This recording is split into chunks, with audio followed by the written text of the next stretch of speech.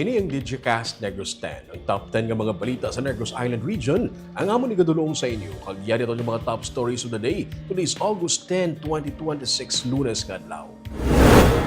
Bacolod LGU ipadangat sa LTFRB ang problema sa modernist jeepney nga posible butungon sang bangko ang ila units. Dugang ang mga peke nga magic syrup na diskubrihan sa La Castellana. 3 ka persona pilason sa separado nga insidente sang pagbunggo. Magkal nakitaan sa baligyaan sang ukay-ukay. Kag sa good vibes, bag-o nga Diocese of Bacolod Bishop Louis Galvinas ginsug-alaw sa mga parokyano sa sur. Inatanan sa Digicast Negros X.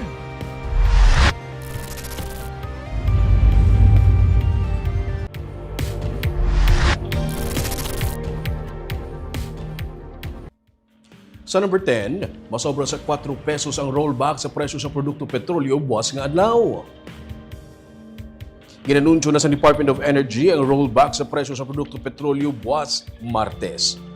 4 pesos kag 70 sentimos kada litro ang rollback sa presyo sa gasolina, 4 pesos kag 30 sentimos sa kada litro naman sa diesel, kag 4 pesos kag 88 sentimos sa kerosene. Subong man nga Lunes, nag-anunsyo sang ang pila ka mga oil companies nga santo man ang ilang rollback sa kantidad kag ginanunsyo sang DOE. Sa naglikad nga semana, ginapaabot kon tani nga masobra sa 5 ka pesos ang rollback sa presyo sang diesel ugaling pagka Biyernes liwat na naman nga natimbuok ang presyo sang langis sa world market amukon nga masobra sa 4 pesos na lang ang rollback. Balantayan naman sini nga semana ang presyo sa world market.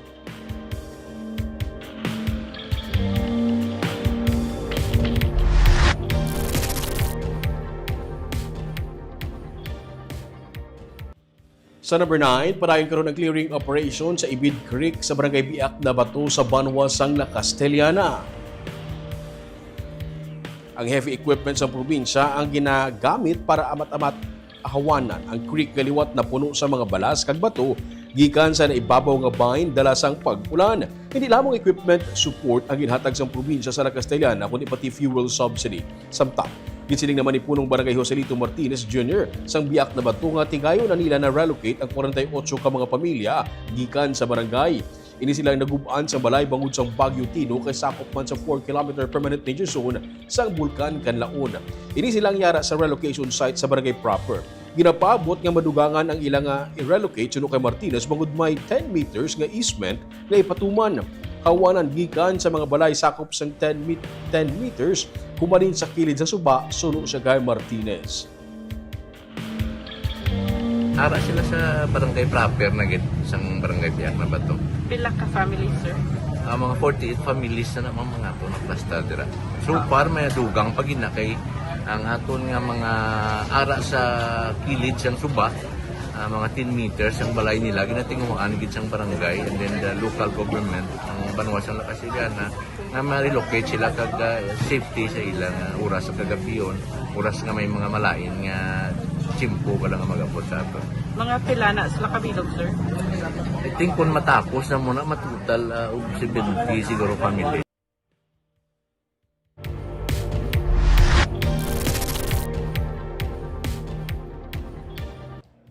Sa number 8, masobra sa 2,000 ka mga sugarcane farmers sa Bacolod City magabaton sang ayuda. Masobra sa 10,000 pesos ang ayuda nga mabaton sang mga apektado nga mangunguma sa Bacolod City matapos nga gideklarar ang sanggunian panglungsod nga under state of calamity na ang syudad bangod sa epekto sang Red Stripe Soft Scale Index o RSSI. Gisiling ni Attorney Martigo, Secretary to the Mayor, nga may 1,853 ka mga sugarcane workers kag may 228 naman ka mga sugarcane farm owners ang apektado sa halit sang peste. Base sa record sa syudad, sa masobra 3,000 ka hektarya sa katubuan sa syudad, yara sa 2,000 ka hektarya ang apektado sang RSSI. Napulo ka mga barangay ang apektado sang peste, ini ang Alangilan, Bata, Kabug, Estefania, Granada, Felisa, Mandalagan, Mansilingan, Sumag kag Vista Alegre. Suno kay Bacolod City Mayor Greg Sataya, iya ginaduso sa SP ang pagdeklarar sa state of calamity agud mabuligan ang mga mangunguma sa syudad. Ang pondo para sa ayudang gikan sa Department of Social Welfare and Development suno kay Gasataya. I-validate pa sa Sugar Regulatory Administration ang listahan sa mga benepisyaryo antes maghatag sang assistance. Ang kin-request na ito ng Sangguniang Palungsod last week. Yes, at the state of calamity because the effects of RSSI. So, ang rationale is that the Department of Social Welfare and Development is going to provide assistance sa mga na biktima ng mga farm owners as well as farm workers. No? So, for us, there is a Bacolod, nag-start naman ang validation. So, kung anong ginabaton sa iba ng mga lugar, they will be receiving the same thing, amount rather coming from the national government as upon our discussion with the Secretary.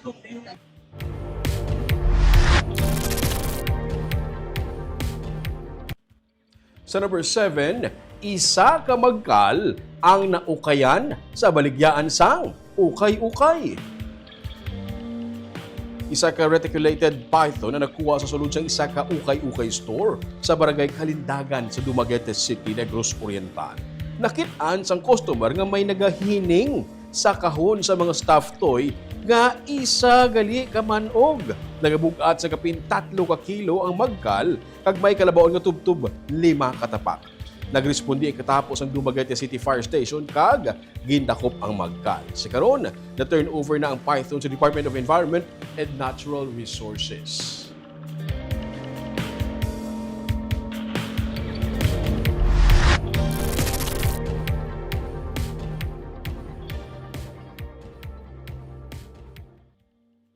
Sa number 6, pulis nga napatay samtang may ginaluwas nga mga sibilyan ang ginakapig karon nga isa ka baganihan. Ginakasubo sang Philippine National Police ang pagtaliwan ni Police Master Sergeant Fernando Marfa nga na-assign sa Cadiz City Police Station. Ginakapig nga baganihan si Marfa matapos siya nga dalumos samtang nagatingwa nga masalbar ang duha niya ka mga kaupdanan. Nagpatigayon sang Seaborne Patrol ang kapulisan upod ang miyembro sa bantay dagat sa Sitio Bisang, Barangay Luna sa Cadiz City, Biyernes nga adlaw. Samtang nagatabok sa suba, naanod sang mabasko nga dalukdok sang tubig ang duha ka mga kaupdanan ni Marfa. Wala nagpangduwa-duwa si Marfa nga gin-rescue mga ini. Apang bangod sa mabasko nga bulyada sa tubig, siya ang nagsarurot padalom. Samtang nagpasalig naman ang National Police Commission na ilege-facilitate ang pagproseso kag pag-release sa mga benepisyo para sa nabilin nga pamilya ni Marfa.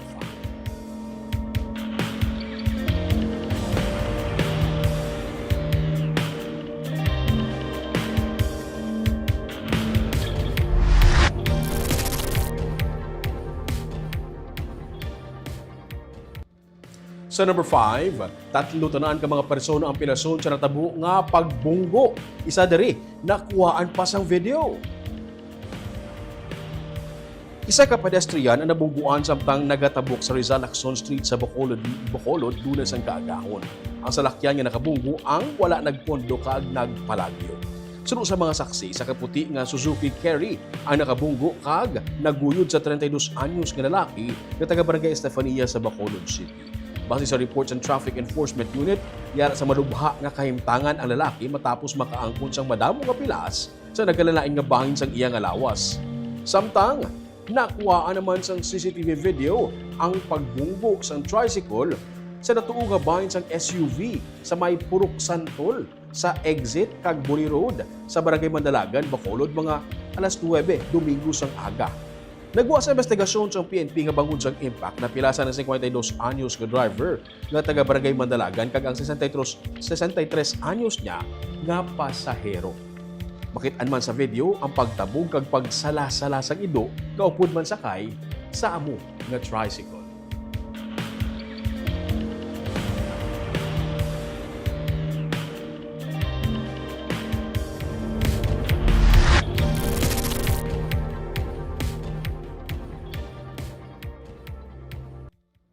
Sa number 4, may 21,000 na ka mga senior citizen ang tigayon nakabaton sang ayuda nga bugas.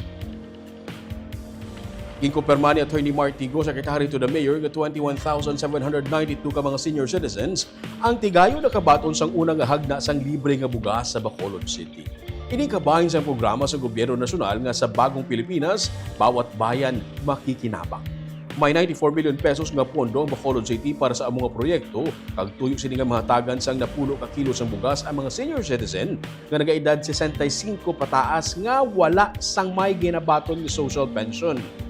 Base sa record sa syudad, yara sa masobra 36,000 ang mga na-identify nga mga benepisyaryo para sa among programa. Sa karon, may kapin sa 15,000 ka mga beneficiary ang wala pa makakuha. Suno kay Go, may mga unclaimed nga bugas, bangod iban sa mga senior citizens ang wala makahibalo nga yarang ilang ngalan sa listahan. Apisar sini, gid pa siguro sa syudad nga ilagid ihatag ang bugas kutob sa mga nalakip sa listahan.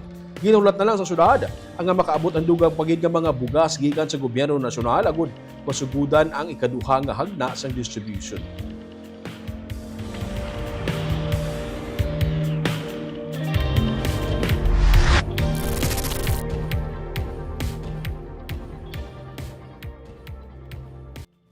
Sa number 3, mga opisyales ang Banwa sang La Castellan na ang nagpatpat sa mga benepisyo sa pagpahamtang sang clustered sanitary landfill sa ilang Banwa. Ginsilig ni Vice Mayor Rumayla Nicor manggilimutan nga ang pag-angkon sang isa ka sanitary landfill ang isa ka requirement sa layi sa idalom sang Solid Waste Management Act. Wala na ginatugutan ang open dump site. Ang clustered sanitary landfill nga ginbuligan sa probinsya sa Negros Occidental ang napahamtang sa barangay Manghanoy ang magaserbi sa siyam tanan ka mga banwa lakip na diri ang La Castellana, Pulupandan, Valladolid, Pontevedra, Moises Padilla, Isabela, San Enrique, Hinigaran kag Binalbagan. Wala labot nga ang pag-angkon sa sanitary landfill kabahin sa compliance sa layi suno kay Nicor, magahatag man ini sang duga nga palamugnan sa mga pumuluyo mismo sang banwa. Ehemplo diri suno sa kay Nicor ang pagkun nga ang ipatuman nga mga waste recycling. Tuyag sa mga opisyalis ipahibalo ang importansya sa sanitary landfill sa tunga man sa mga ginahaboy karon nga mga pamangkot kun nga asa La Castellana na pahamtang ang mga clustered sanitary landfill. There are so many benefits maginatag ang landfill. At the same time, ang manang balo nga kung maundan siya by 2 years ang hosting, ang sale nga mabilis sa sanitary landfill, hindi naman yung pagpuputol sa province kay Bukbon, kaya tagpili naman sa La Castellana. Ang isa lang yun siguro is, we have to abide the law. Like, mas ano pa na namin sa project, wala itong inusunod, mga magubakil, hindi na sa mga successful. And we're calling all the help and cooperation of the community. Kaya mas yan yung project basta wala yan na suporta ang komunidad, hindi pa niya maging successful, especially sa solid waste management. So, added income siya sa resident. Added income siya sa resident. Yes, kabalo kita na mag-income ang sanitary landfill.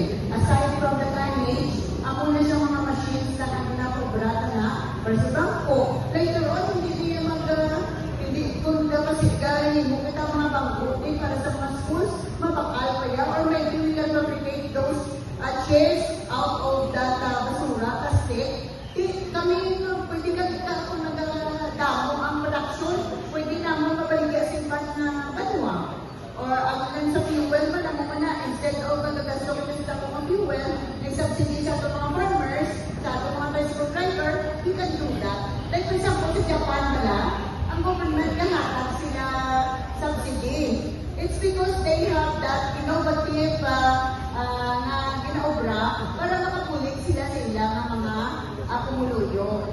Doon mo na, isa lang yun is ang strict implementation of the law, ang enforcement of the law, dapat niya mapulik sa progress and development of any of the community.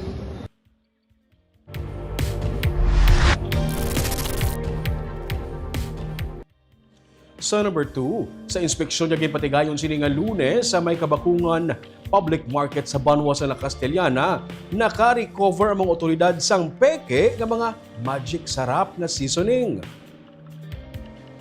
Mismo ang market supervisor sang Banwa nga si Leoven Nicor, upod ang iyang personnel ang nagpanguna sa market inspection sang aga na tukiban ang mga peke nga magic sarap seasoning gikan sa mga magagmay nga baligyaan sa gwa. Suno kay laho, ini ang ginpang-confiscate sa nagligad nga semana sa merkado sa taong proper. May mga natukiban man nga mga peke nga mga magic sarap seasoning. Sa inisyal nilang impormasyon, ginadulungan lamang ang mga nakabaligya sa peke nga magic sarap. Abiso nilaho sa mga bumalakal nga dapat mag-andam batok sa mga peke nga ginabaligya. Una suno sa iya, mas maayo nga magbakal sa mga masaligan nga mga baligyaan. Ang kolor sa packaging may kinalain sa original suno sa iya, kag ang baho mismo sa original nga magic sarap seasoning. Lain bisan pa ang itsura sang granules sini. Sa nagligad lang mga semana, may isa ka Chinese national kag isa ka Pinay ang gindakop sa Bacolod bangod sa peke nga mga seasoning sa isa ka entrapment operation nga ginpatigayon. So sa aton nga mga manubaligya, ginwarningan na to sila nga kinatason gid nila ano gid nila kung sigurado nga piki o kung hindi kag ginawarningan taman ang aton nga mga consumers, especially ang aton nga mga pumuluyo nga nagapaninda dito sa Banwa San Lacasiana, even diri sa Barangay Kabakungan sa ila public market nga i-make sure nga kung piki o kung hindi ang aton nga magic sarap nga ginapamakan nila. So gina-advise na lang naton sila nga kung may imo magbakal sila sa aton nga mga tawag sini, just like sa Pure Gold sa supermarket nga may makasure kita nga hindi fake ang mga magic sarap. Kaya inang sa may public market naton ang mga negosyante naton lang ang mga magagmay may naga-deliver naga-sila.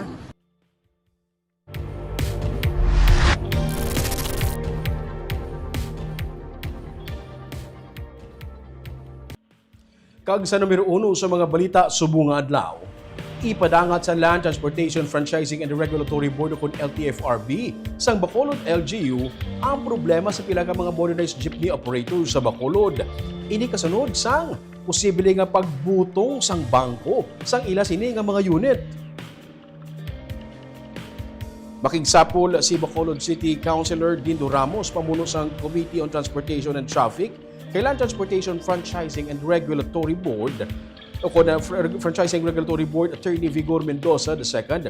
Buwas nga adlaw agud talakayo ng foreclosure sa pila ka mga modernized nga mga jeepney cooperatives sa Bacolod. Ini matapos nga 8 sa napulo ka mga kooperatiba sa syudad ang nagapangatubang sang foreclosure gikan sa bangko bangod wala sila makabayad sa ilang monthly amortization. Ginsiling ni Ramos kung madula gid man ang masobra sa 300 ka mga modernized jeepney units, posible nga paghahatagan na lang anay sa provisional authority ang iban ka mga traditional jeepneys agud ini o kung hindi pagkulangon ang mga nagabiyahe sa dalan. Base sa record sa Bacolod Alliance of Commuters, Operators and Drivers o kung Bacod Manibela, may 400 ka mga traditional jeepney sa syudad ang wala ginhatagan sa Provisional Authority.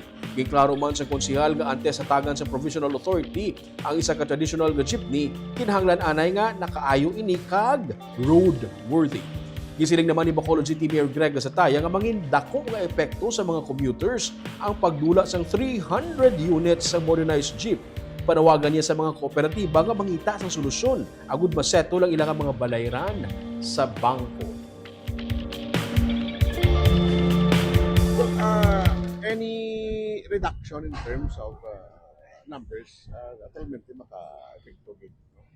But ang pinaka-importante gid siguro at this point in time, ang pag-up man sang plan kung pwede may mo, especially with LTFRB if needed for an additional or kung paano masulbat. Kasi kabalo kita ng isa sa mga challenges kasi ang iban gani there are over number of units na nagabiyahe sa mga lugar. So i-streamlining probably para nga ma-address kundiin ang may gap in terms of number of units. Amo nang ina-require ako na naman sila mga before gan sila provisional authority dapat rehabilitated na sa lakyan ng roadworthy. In the meantime, wala kita may mo big example kaladaman sang aton pamuluyo kag ang mga commuters gusto may modernized jeepney, but kung hindi na siya enough to cater to the needs ng aton mga commuters, wala kita choice kundi i-allow ang aton mga traditional, but we have to make it legal, no?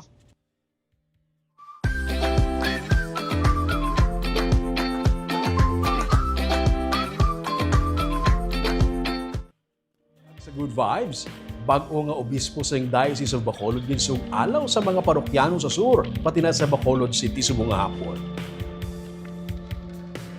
Sa highway, naghinugyaw ang mga sumilimba, pati na ang mga estudyante sa paglabay sa bag-o nga obispo sa Diocese of Bacolod nga si Bishop Louis Galvines. Antes ini, gin-bless ang marker sa Tanolo Bridge kung sa diin ang obispo nagpatigayon sa pinakaunang nga ceremonial step sa pagsunod niya sa Diocese of Bacolod. Ining historic man nga site kung sa diin sanday anay Bishop Vicente Navarra, ang ikalimang obispo sa Bacolod, kag Bishop Patricio Buzon, ang ikaanom nga bishop sa Bacolod, naghimo sang ila pinakaunang nga ceremonial steps pagsaylo nila halin sa Diocese of Kabangkalan pagkadto sa Diocese of Bacolod. Ini ang nagasimbolo sang panugod sa nga panibago naman nga chapter sa isa ka diocese. Pakadto sa Bacolod, nagahinugyaw ang mga nagahinulat sa obispo sa higad sang dalan, tubtob nakalapot siya sa Bacolod sini nga hapon. Sa buwas, ang formal nga installation sang obispo.